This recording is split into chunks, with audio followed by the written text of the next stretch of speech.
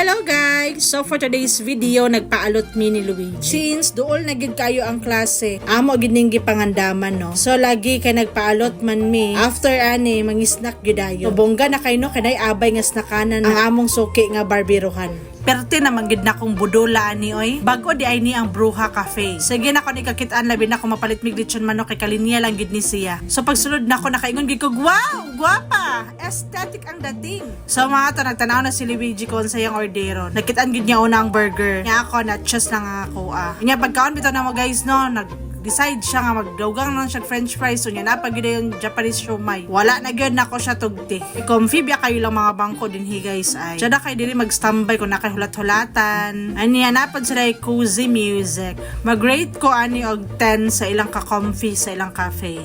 And sa ilahang food, mag-rate ng ko og 9 para naasay improvement. Ganahan mga bagat sa ani kay lang mga food biya kay mga nachos, burger, french fries. Ako biya kay ganahan biya mga bulalo, mga unlimited. Mo bigid ako mga ganahan. So mo to guys, grabe gid akong pagkabudol ani nga time. Pero importante lagi isip po sa kainahan, malipay lang gid ang akong anak, okay na gid kay sa kuha. Mo nang Luigi, dapat magpalot ka once a year gid siguro para minus-minus sa ang pagkabudol sa mama. So mga to guys, I thank you for watching. Bye-bye.